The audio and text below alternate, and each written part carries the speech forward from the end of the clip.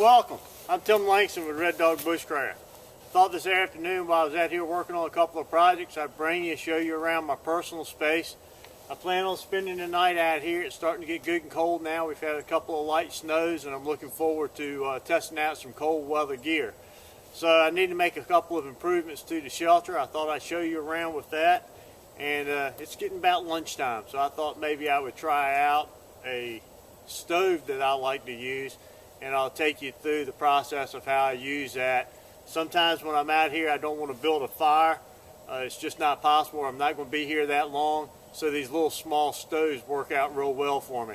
So stay tuned. I'll reposition the camera and I'll show you around a little bit.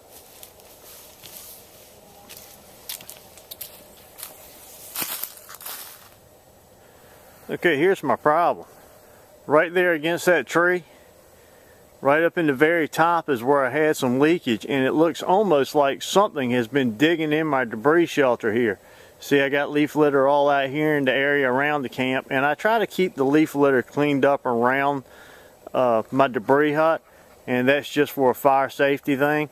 And I keep my fire pit a little bit further away than what I'd actually like it to be for warmth, but you got to remember I'm living inside of a big pile of brush, and all it takes is a couple of sparks, and I don't want that. So anyway, we're going to remove these outer trees and start adding some more material to the outside of this hut. And I think while that's taking place, I'll go ahead and fire up that stove and see if I can't get some lunch and some coffee going.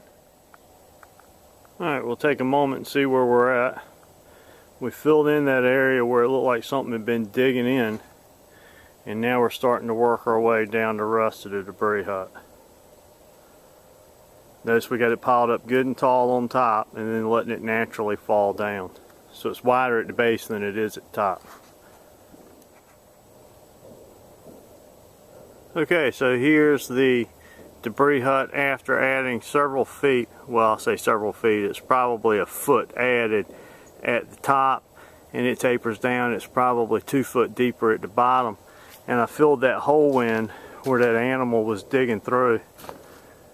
Now what I'm going to do is I'm going to take these old Christmas trees that I have here, and I'm going to trim the branches off of one side of them, and then I'm going to lay them back on the side of the debris hut. What that does is that offers me some protection of the wind blowing this stuff around.